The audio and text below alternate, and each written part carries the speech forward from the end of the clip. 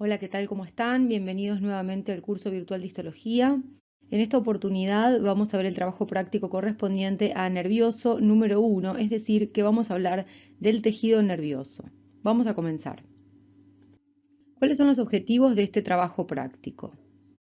En primera instancia, que aprendan a reconocer neuronas, que aprendan a reconocer también células de la glía, que identifiquen tinciones específicas para tejido nervioso. Esto también es muy importante y lo incluí en este trabajo práctico. Vamos a refrescar un poco los conocimientos teóricos de tejido nervioso, viendo algunas palabras clave que yo voy a utilizar bastante durante este práctico. El soma es el cuerpo de la neurona. Esta palabra uno la usa mucho y se refiere al soma neuronal. Es obviamente la parte de la neurona que contiene el núcleo y la mayoría de las organelas. Después tenemos el concepto de ganglio. Un ganglio era un acúmulo de neuronas en el sistema nervioso periférico. Ya vamos a ver que hay dos tipos de ganglios, ganglios sensitivos y ganglios autonómicos del sistema simpático o del sistema parasimpático. En cambio, en el sistema nervioso central nos vamos a referir a los sectores que presentan las neuronas como sustancia gris. Siempre vamos a encontrar neuronas y células de la glía en la sustancia gris y obviamente no vamos a encontrar neuronas en la sustancia blanca. La sustancia gris a nivel del sistema nervioso central puede en realidad tomar dos formas: estar a nivel de la corteza, como la corteza cerebral o cerebelosa, o en lo que llamamos los núcleos. Los núcleos son los acúmulos de neuronas que están ubicados a nivel del sistema nervioso central y que no tienen una disposición cortical. También le llamamos, por ejemplo, sustancia gris, y quizás no lo puse acá detallado, a lo que es la sustancia gris a nivel de la médula espinal, ¿verdad? Que tiene una forma típica en alas de mariposa que vamos a ver más adelante. Obviamente tenemos la sustancia blanca, que es lo que usamos, el término que usamos para referirnos al conjunto de prolongaciones neuronales sumadas a células de la glía y carentes de cuerpos o somas neuronales. Vamos a empezar por ver imágenes de neuronas. En este caso se trata de neuronas ubicadas en ganglios nerviosos. Lo que me importa es que podamos identificar las características de una neurona. Las neuronas son típicamente células de citoplasma amplio y presentan un citoplasma de tinción basófila debido a que tienen abundante reg y un núcleo con un nucleolo bien evidente. Esta es una neurona, esta es otra neurona, acá tenemos todas estas células grandes que ustedes ven son neuronas. Por cuestiones de incidencia de corte puede ser que no veamos el núcleo. Esto es simplemente porque las células son muy grandes, entonces quizás no veamos el núcleo de todas, pero cuando lo vemos es un núcleo con una cromatina bien laxa y un nucleolo bien evidente. Las neuronas son iguales en todos los órganos, es decir, siempre van a ser células de citoplasma amplio, basófilo, por el abundante reg, núcleo con nucleolo evidente. Después, desde el punto de vista teórico, ustedes pueden tener distintos formatos de neuronas, distintas formas de tener el axón y las dendritas, etc. Pero desde lo práctico, las neuronas prácticamente en todas las circunstancias se ven de forma similar.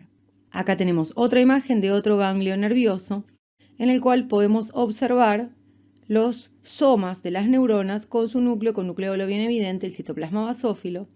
Acá, por ejemplo, el núcleo no se ve y no pasa nada. Si vemos a veces el citoplasma con un pigmento amarronado, esto es lipofucsina. Y es simplemente la acumulación de un producto de desecho que se va, digamos que de alguna forma, depositando con los años.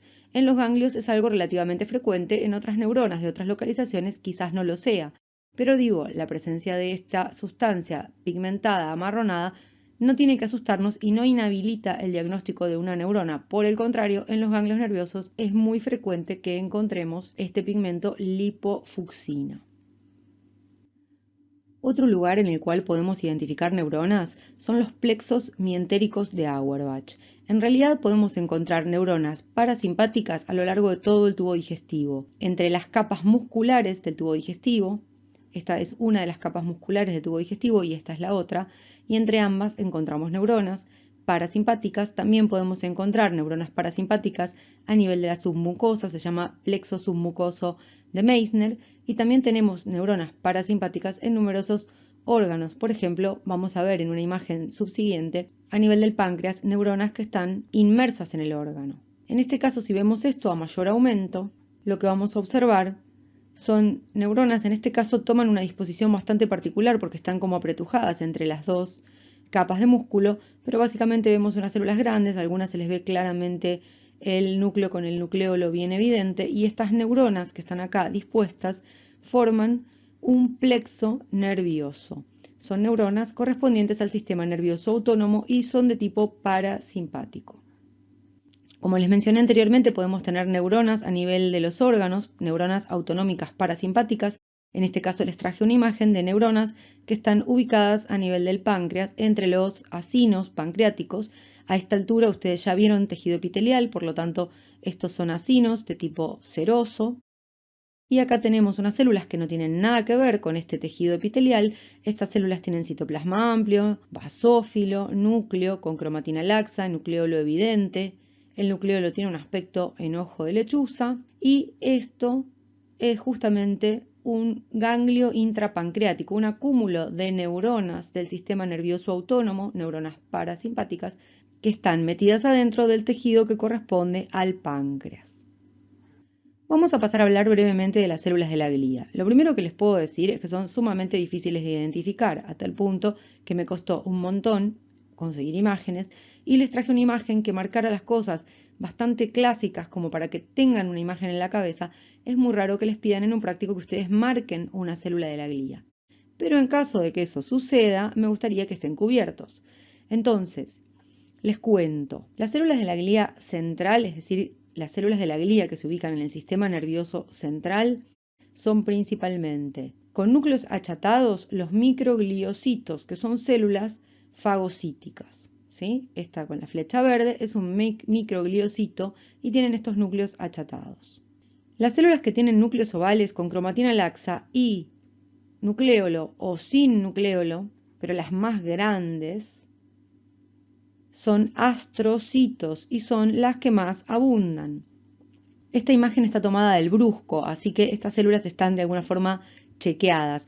Me la pasé paseando por un montón de atlas virtuales para tratar de traerles imágenes y me costó un montón encontrar imágenes típicas. Por lo tanto, opté por traer una imagen que sea segura para ustedes.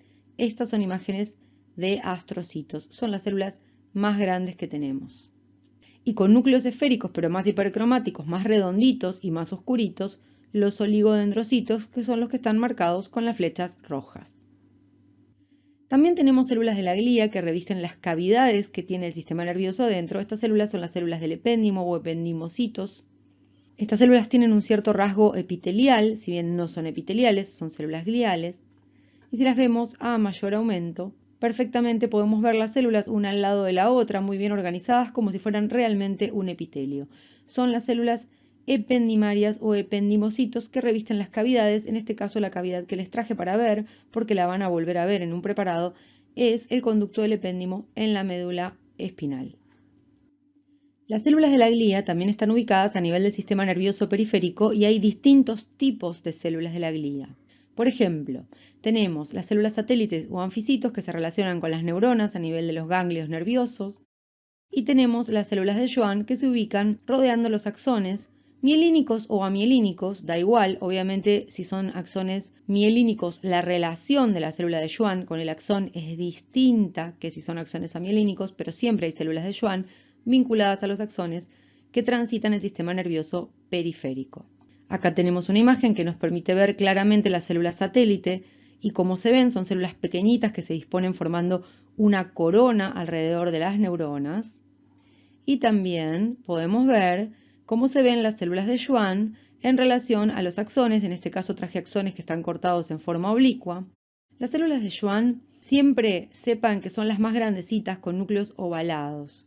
Las que son más achataditas, muy chatitas, con núcleos más hipercromáticos, más pequeñitos, son fibroblastos, porque los axones a nivel del nervio, ya lo vamos a ver cuando veamos nervio, están rodeados por una capa de tejido conectivo laxo que es el endoneurio. Entonces, no es que todas las células que ustedes vean vinculadas a un axón van a ser 100% células de Schwann.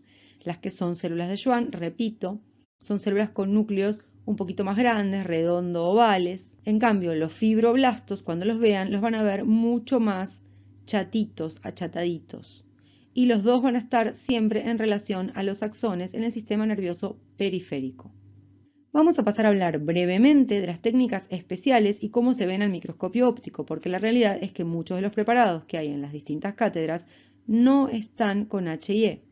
La técnica de Cajal es una técnica muy característica que tiñe las prolongaciones. Es un tipo de impregnación argéntica, es decir, que utiliza sales de plata y se tiñen muy bien las prolongaciones de las células a nivel del sistema nervioso. Se trate de células neuronales o de células de la glía. En este caso es una imagen de una neurona donde están muy teñidas las prolongaciones y fíjense que el núcleo toma un aspecto como amarillento y prácticamente en algunos casos incluso puede ser que se tiña de color amarillento y que el núcleo no se vea. Lo que me interesa que vean es que la técnica de Cajal usa una coloración que da un aspecto de color amarronado y amarillento y no hay otra gama de color en el preparado. Cuando ustedes vean un preparado en gama de marrones y amarillos, no tengan dudas de que están viendo preparados con la técnica de Cajal o con alguna variante de impregnación argéntica, es decir, que van a estar empleadas en la tinción técnicas con sales de plata.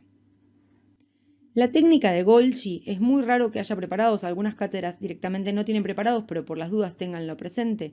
Tiñe el soma y las prolongaciones y tiñe todo de negro. Típicamente con la técnica de Golgi se ve todo de negro. Toda la parte teórica correspondiente a esto, por supuesto, la vieron en el teórico. Yo estoy apuntando netamente a lo práctico. Si ustedes ven una neurona con todas sus prolongaciones y no ven ningún núcleo y está toda la célula como oscura, como si estuviese manchada, toda de negro, sepan que están viendo algo con técnica de Golgi. Después tenemos una técnica que está muy usada en muchos preparados porque es mucho menos difícil de realizar. Las técnicas que vimos anteriormente son más antiguas y conseguir hoy en día una histotécnica a la que uno le dé un preparado y le diga, haceme una técnica de Cajal, digamos que la técnica hoy en día, salvo que sea de un laboratorio que hace preparados específicamente para alumnos de la Facultad de Medicina, es muy raro que la técnica de rutina 1 use técnica de Cajal. Uno usa impregnaciones argénticas. Yo soy patóloga y uso impregnaciones argénticas, pero pedir un Cajal es algo muy raro. Ahora bien, el NISL es una técnica que tiñe la sustancia de NISL, que recordemos que era el retículo endoplásmico rugoso, los poliribosomas, que estaban ubicados a nivel del soma de la neurona. Esto tiene una coloración típicamente violácea o en algunos preparados más azulada, y el preparado se ve todo azulado, es decir, nos damos cuenta claramente que esto no es hematoxilina con eosina. Esto es justamente una técnica de NISL y se puede usar violeta de cresilo o se puede usar azul de toluidina y típicamente se tiñe la sustancia de NISL, se destaca bastante bien todo el retículo endoplásmico rugoso. Esta evidentemente también es una neurona y esta también, y acá hay otra que se ve un poquito más distante. Eso no quiere decir que estas de acá abajo no sean neuronas. Estas también son neuronas, ¿sí? Porque yo conozco este preparado, sé que es de cerebelo y estas también son neuronas. No es un requisito indispensable que tenga semejante tamaño una célula para ser considerada una neurona. Sí es verdad que quizás estas células fuera de contexto no nos podemos dar cuenta que son.